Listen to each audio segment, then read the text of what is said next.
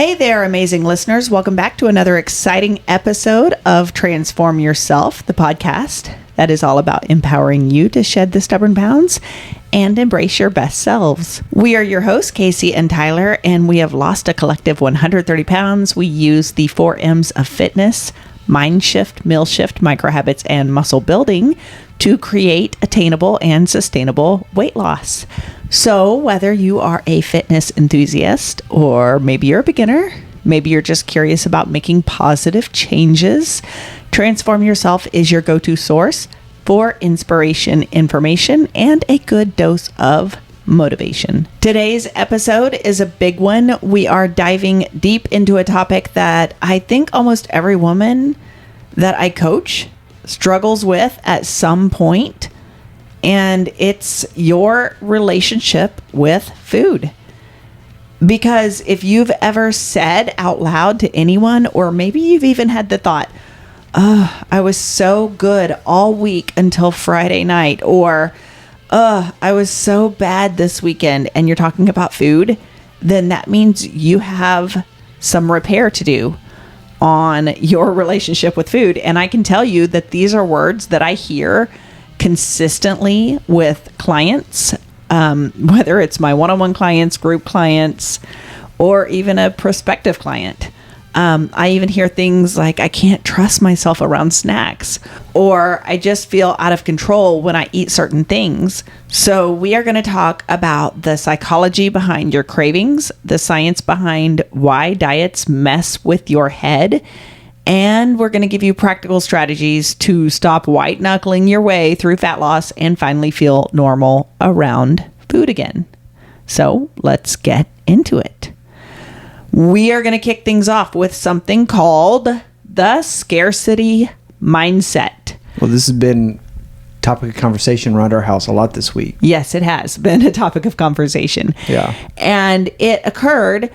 The entire reason this has been a topic of conversation is because I actually had a one-on-one client meet with me in a Zoom, and she heard something I had said in a previous Zoom about making a chili for my family, and I served my kids chili over Fritos, and I served mine over, I believe, like spaghetti squash. And Fritos is a better choice. Just gotta throw that out there. I mean, Fritos are delicious.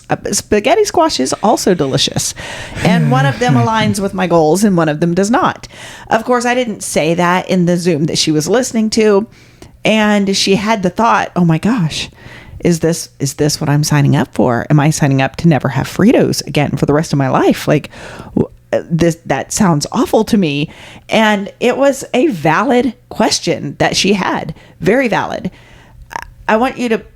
I think that should be like part of like your intro branding is you're not saying goodbye to this stuff forever. You're just saying for a while. So then you can get to a point where you can enjoy it and it's not even a big deal anymore. And you're not going to eat like the entire bag. Yeah, you're not going to eat the whole bag. Right. You're going to enjoy like a sensible portion and then go on about your day. Absolutely, for sure.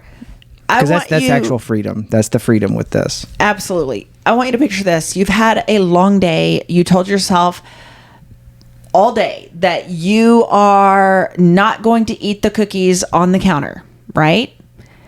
And you know the cookies are there. You know they're on the counter, but you have like white knuckled your way through the day. Like, I am not eating those cookies. I am not eating those cookies on the counter. And maybe you even move them to a different shelf or a different place in the kitchen just to be safe, right? And then boom, 9 p.m. hits and you're elbow deep inside your cookie jar that you put on top of the fridge to try to keep yourself away from it, right? Does that sound familiar? I mean, if it does, you're not alone. That's probably most people. There is actual science behind that urge, and it has nothing to do with willpower. So let me say that again. It has nothing to do with willpower. So stop trying to white knuckle your way through what we like to call willpower. And don't think that one person has more willpower than the other.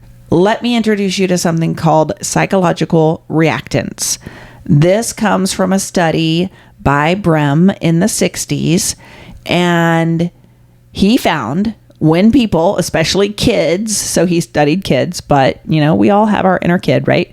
When they are told they can't have something, the desire for it actually increases. So he actually put a bunch of kids in a room and he said, you can play with all the toys, but you can't play with that one. Do not play with that red one over there. And of course, their desire to play with the red toy that they were told they could not play with. So, yeah. So like, what is this impulsiveness or what is it? Because this kind of reminds me of whatever the study was with the marshmallow, where they can have one marshmallow now. Well, I think that study was studying delayed gratification, whereas this study was studying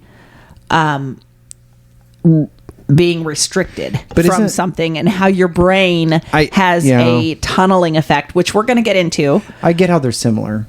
So when you tell yourself, I'm not allowed to have cookies, your brain doesn't just forget about them. It fixates on them. Your brain fixates on those cookies. It's like telling a toddler not to touch that red button, right?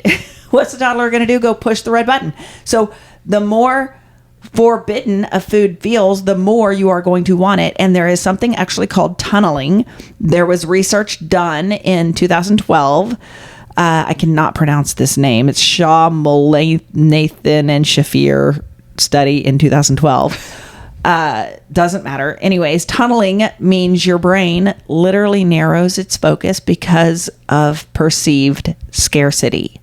You don't just want the cookie.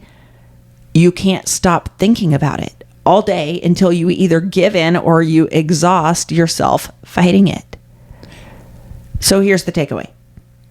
When you constantly restrict foods or label them as bad, your brain goes into panic mode. It goes into hyper-focus mode. It hyper-focuses on that food.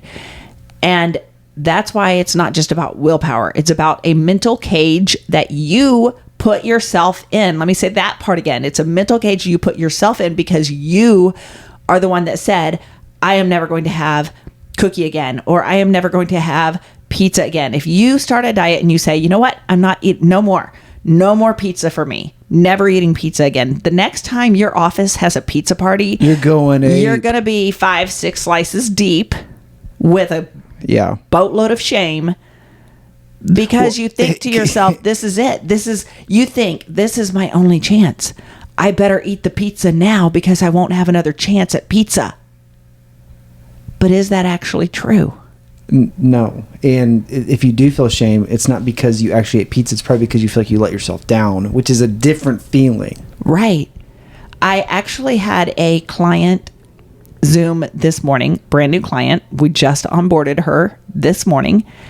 And I love that she was transparent. And I applauded her for her transparency with us, with me and the coach. And she said, I knew I was having this meeting this morning. So last night, my husband and I, we went out to Mexican food. And she self-proclaimed that I want to get this out of the way. Yeah, it's basically like Fat Tuesday before Lent. We're going to get all of our sinning out of our system. Yeah, exactly. That's what it is. Yes, Fat Tuesday was built on that. Yeah, it was built on people trying to eat all of like the literal fatty food they had before Lent.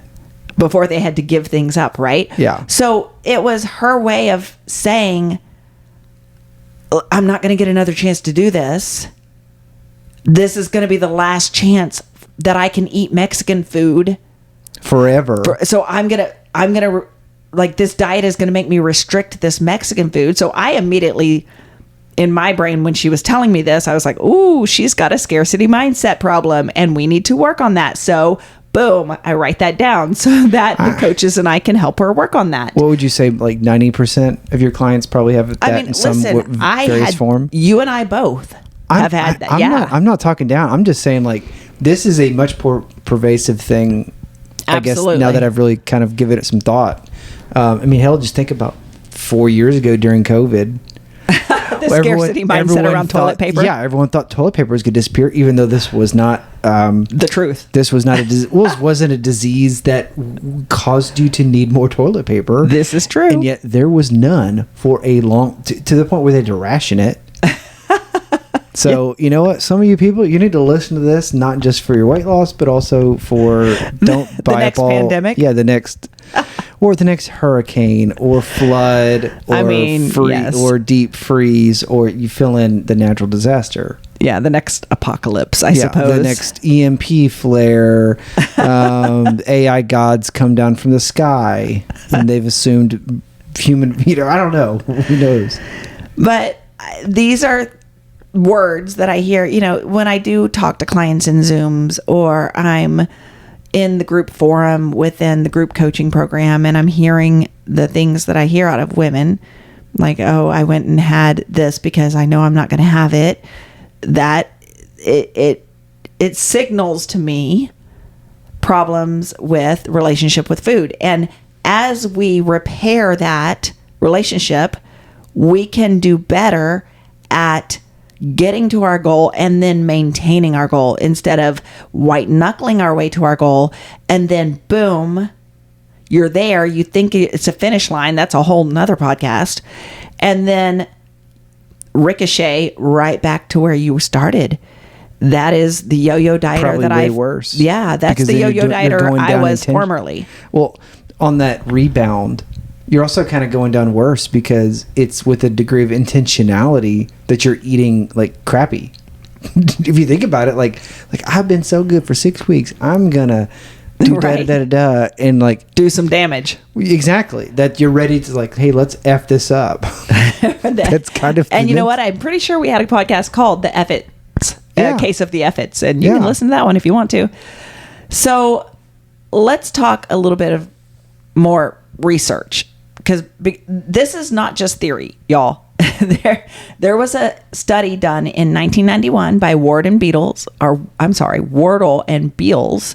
They took 2 groups of women. I like this study because it was done only on women, and I serve women, right? The women that they did the study on, they separated them into 2 groups. One of them they called the restrained eaters. Those were who were actively dieting and on a restrained diet. And then the unrestrained eaters, those who were not restricting any foods.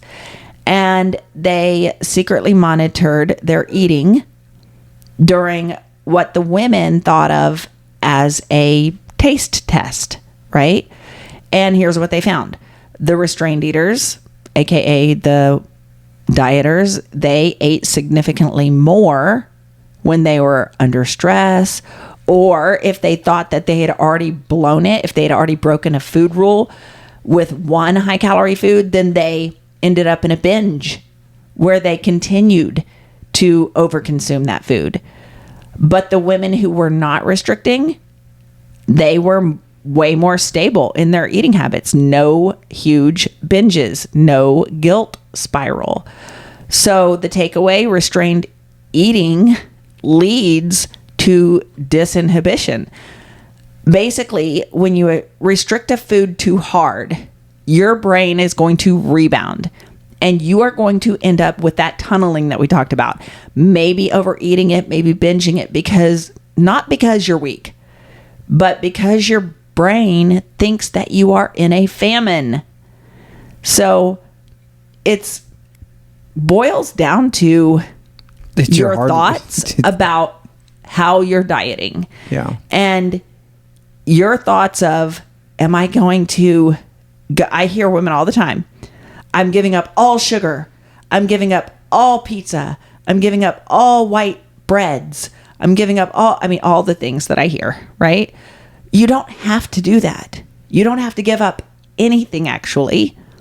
You just have to, I had full fat ice cream today for lunch. I mean, was it the best lunch I could have chosen? Absolutely not. Was it delicious? It was really good. Butter pecan. It was so good. Does it align with my body composition goals? No. But did I have it? Yes. Will I continue to have more full fat ice cream today or tomorrow or the next day? No, I won't. It might be 6 months. Right? Or more. In fact, how long has it been since you've had fully leaded ice cream? It's been a while. It's been several months. I mean, maybe Christmas. I would say, no, I don't know. I would say it's been a couple months. Maybe once every 2 months I might have that. Yeah. But So I don't restrict myself from it. I know I can have it if I want it, but I also go to the ice cream store to get it or the scoop shop is what it's called. I go to the scoop shop to get it because why? They can scoop some on a little cone for me, and then that's it. Like, I don't have a gallon of it left in my fridge that I could binge on if I wanted to, right? It's not there. Yeah, and so it's just those little strategies. And I'm also a believer that, hey, if you're going to have ice cream, have good ice cream, man. Like, if you're going to eat the calories, like, enjoy the calories. Yes, but also I'm of the fact that I would rather have ice cream nightly and have the low calorie, high protein. I get that. Ninja Creamy that we talk about all the time. We're talking about apples and oranges here. I'm saying, like, if you're going to have it. Like, and I'm sorry, listener, that every episode you're like, it's like a drinking game. They're like, wait till she says the word ice cream. I mean, I say it in every single episode. Idea, about 90% of our text messages are ice cream centric. Like, do we have enough ingredients to make the ice cream tonight? I know. Do we not? All right, let's move on. So another thing that might be a hiccup in your relationship with food, moralizing food. So let's talk about the guilt trip that we all love to take. Have you ever said, I was so bad yesterday. I was really good all weekend. Or, this is a cheat meal. So hold up and let's unpack that. Food is not good or bad. It does not have morality. It is just food. But when you moralize it, you are attaching your worth to it. Eating a cookie does not make you bad. Eating a salad does not make you a saint. They are both just choices, and you can make them consciously without shame. Because here's what happens when you moralize food. You feel amazing when you're on track, and you feel like trash when you mess up. And that's not helpful. That's not helpful to anybody. That is actually dangerous because guilt leads to shame, and shame fuels the binge restrict cycle. And that is going to keep you stuck. So let's reframe it. Instead of saying I was bad, I consciously try to say, I made a choice that did not align with my goals today. And that's exactly it. In fact, I think I just said that a minute ago about the ice cream. Does it align with my goals? No. That's okay. Plus, there's only two things you can actually cheat on. Taxes. And your ex. Yeah, your ex-boyfriend, whatever. Okay. You were just supposed to say both. Not like it wasn't supposed to be like a tandem. Anyway, yeah. But taxes. Cheat on your taxes, people. No, that's the official. IRS is that's coming official, for us now. That's official advice from Kacy. Cheat on your taxes. It is evade not taxes. Do not evade taxes. Don't do it. Don't do it. So that's it. You can reframe your thinking around food. It does not have to be good or bad.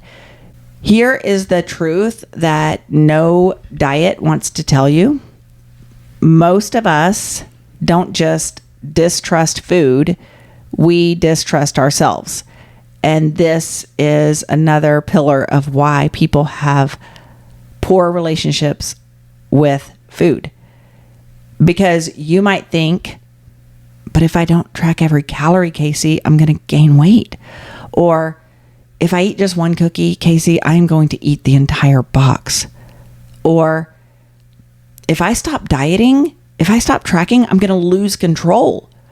And that is called body distrust. And that is a learned behavior because every single one of us, we were born with body trust. How do we know? Because babies cry when they are hungry and they stop when they are full. Kids will stop eating when they are full. It is a learned behavior if they continue eating past fullness because you might have been a part of the clean plate club when you were a kid and your parents told you, no, you're going to finish that plate, even though you felt full. Years of dieting, media messaging, food rules, teaching you not to trust your hunger cues, that is the problem. And that creates body distrust. So start by eating when you're truly hungry, even if it's not mealtime. You don't have to eat by a clock. Ask yourself, am I hungry? Is it physical hunger? pausing during a meal, asking yourself, am I satisfied? Do I need to finish what's on this plate or do I not? Am I full? Because rebuilding trust with yourself, that takes time, but it's worth the time. It's worth the effort. So we've unpacked the problems. I'm going to get real practical here. I'm going to give you 4 strategies that you can use this week to build a healthier, more peaceful relationship with food. Number 1, give yourself full permission to eat all foods. I know that sounds crazy coming from somebody who is a fat loss coach, but I'm going to say that again. Give yourself full permission to eat all foods. No more food rules. You don't need to earn dessert. When all foods are allowed, then nothing has to be binged, period. So in our house, listen, we can eat. We are not restricting ourselves from any one specific food. Maybe sauerkraut because I hate it. But we are not telling ourselves we are restricting certain foods. Do we eat full fat ice cream and pizza on the regular? No, of course not. Why? Because that doesn't align with who I like to be. It doesn't align with how I like to feel. It doesn't align with my goals. But I can eat it if I want it. So I don't feel restricted by that thought. Number 2, start observing your thoughts without judgment. I want you to get curious about your thoughts. Instead of spiraling, I'd rather you say, oh, that's interesting. I'm craving ice cream after a stressful day. What is it I really need right now? Because curiosity is your superpower and judgment is your kryptonite. So stop judging yourself and start getting curious. Number 3, practice gentle structure, not harsh rules. So, for example, prep your protein. Build balanced meals. If you have harsh rules and you set yourself up like I am going to have exactly 4 ounces of beef at dinner and exactly that, like, listen, you don't have to do that. You can prep a couple of proteins, have some balanced, complex carbs on hand, have a loose plan, and know that you're going to prioritize protein at every meal. Have what I call meal assembly. Leave room for life to happen. Leave room for a random visit to Chipotle because that is a place that might align with your goals, or Chick-fil-A because their salads are fantastic. Number 4, last one, focus on how foods make you feel. So check in with yourself after a meal. Did it energize you? Did it bloat you? Did it satisfy you? Learn your body's signals. The lady I talked about earlier, the one who binged Mexican food last night, she told me she had to get up in the middle of the night and take Tums because her stomach was upset and she didn't feel well. And I leaned into that and I said, I want you to remember how that made you feel. I'm so glad that you were transparent and told us this. And I want you to really take note of how that food made you feel and what your energy levels feel like today. And we're going to make note of how she feels after she's eating on plan. So you can be intentional with food. You can enjoy food. You don't have to earn food. You can trust yourself again. Your relationship with food is not just about nutrition. It's about trust and flexibility and self-awareness. And you don't have to be perfect. You need to practice progress.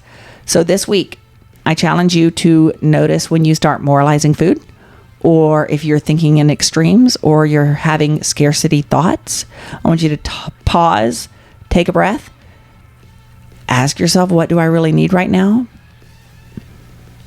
I am proud of you for showing up and listening and doing the work. And if this episode hit home, do me a favor and share it with a friend. Let's help more women ditch the food guilt and find food freedom.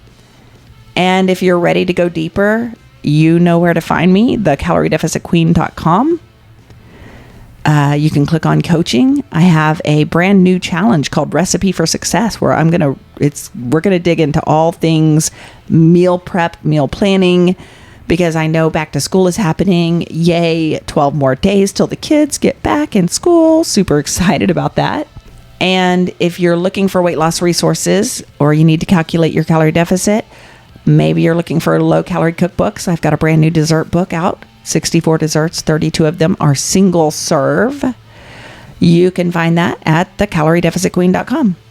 Thank you for joining us on another episode of Transform Yourself. Don't forget to hit that subscribe button, leave a review, and share the love.